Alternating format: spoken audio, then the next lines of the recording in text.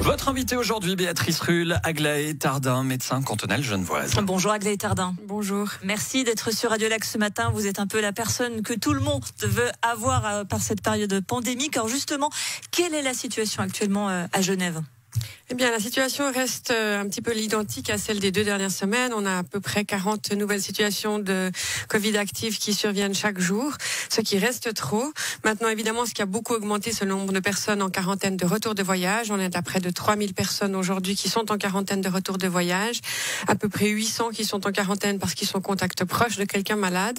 Et puis, entre 250 et 300 personnes qui sont malades sur l'ensemble, et pas que les nouveaux, mais vraiment l'ensemble des gens malades sur le canton. Donc des infections plutôt qui viennent de l'extérieur du canton, si on vous comprend bien. Non, alors les infections sont plutôt les infections qu'on appelle communautaires, qui sont des gens qui se sont contaminés ici.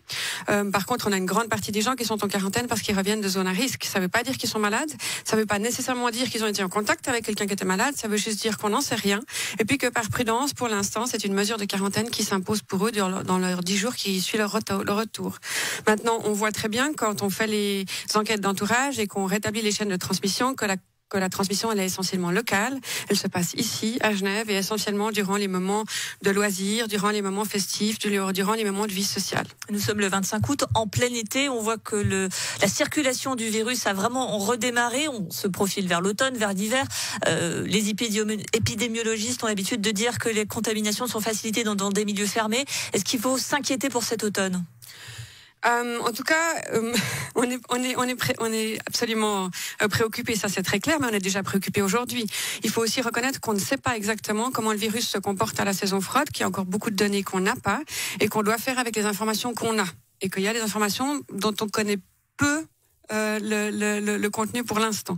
Donc on est aussi inquiet parce qu'à la période froide, il va y avoir de nombreux autres virus qui circulent, dont la grippe, mais pas seulement, et pour lesquels les symptômes sont similaires à ceux de la Covid. Et c'est là où ça va être très difficile de faire la part des choses, de comprendre qu'est-ce qui est dû à quel virus et comment est-ce qu'on est sûr que les gens ne transmettent pas le Covid et que le système de santé n'est pas à nouveau mis sous tension ou en danger comme c'était le cas au mois de mars. Justement, ce système de santé, est-ce qu'il faut craindre un embouteillage parce que des personnes de bonne foi vont croire qu'ils ont la Covid-19 alors que c'est, pardon l'expression, mais une grippe classique qui présente les mêmes symptômes ? Alors, pour éviter ça, on espère évidemment qu'une grande partie de la population se vaccine. On espère aussi contre la grippe. On espère aussi qu'on aura beaucoup de doses de vaccins disponibles pour pouvoir le proposer.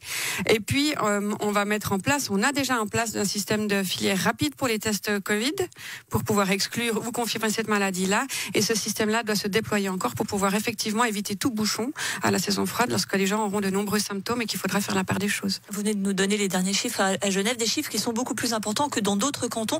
Pourquoi Genève a une circulation si active du virus ?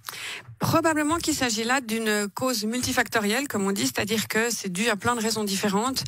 D'une part, d'abord, Genève est un canton qui est exclusivement urbain, donc évidemment qu'il n'y a pas de zone rurale pour diluer, si on veut bien, la circulation du virus sur des zones où c'est moins touché. Et puis, d'autre part, il y a une très grande mobilité. On parle de la Genève internationale, de la Genève cosmopolite, du Grand Genève, etc. Et puis, c'est aussi une ville qui a une vie de loisirs et une vie sociale très développée, avec de nombreux lieux pour accueillir les gens qui souhaitent avoir des moments festifs. L'un dans l'autre, et associé à ça encore le fait qu'il y a de nombreux points d'eau où les gens se rassemblent et sont très proches les uns des autres en période chaude, peut permettre de comprendre pourquoi probablement il y a eu cette augmentation de cas très précoce à Genève. Genève qui est un canton frontalier à la France qui vient de dépasser le seuil d'alerte pour être placée sur la fameuse liste rouge, à savoir de 60 contaminations pour 100 000 habitants. Typiquement, si la France est placée sur cette liste rouge, toutes les personnes provenant de ce pays devront être en quarantaine. Est-ce que la quarantaine, c'est la solution pour empêcher une infection ?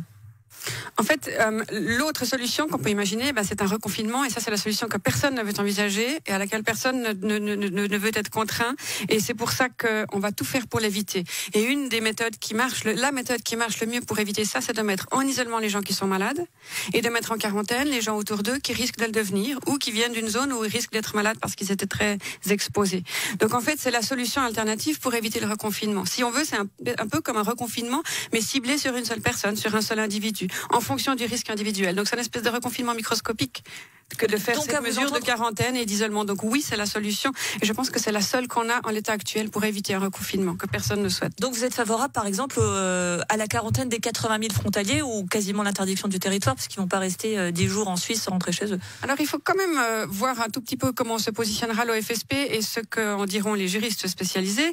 Mais il existe des situations d'exception et les travailleurs journaliers, dont font partie les frontaliers, ne sont pas soumis à cette quarantaine lorsqu'ils traversent la frontière. Mais ils viennent d'une zone à risque pourtant. Et oui, mais il y a des situations d'exception que sont le transit, par exemple, ou le fait qu'on vienne travailler pour la journée. Vous avez expliqué la quarantaine. Comment vous faites pour faire respecter cette quarantaine finalement? Parce que on peut très bien dire, par exemple, à Sophie, à Fabien, vous êtes en quarantaine et ils peuvent très bien sortir. J'imagine qu'il n'y a pas un policier derrière chaque citoyen. Il n'y a pas un policier derrière chaque citoyen, c'est sûr. Alors il y a d'abord, les gens doivent s'auto-déclarer, hein, donc il y a un rôle de responsabilité citoyenne très clair sur lequel on compte, très évidemment. Et puis ensuite, effectivement, donc on envoie aux gens les documents nécessaires à leur décision de quarantaine quand ils rentrent de voyage. Et puis on contacte de manière aléatoire les gens pour savoir s'ils respectent la quarantaine et on effectue cette surveillance sous cette forme-là.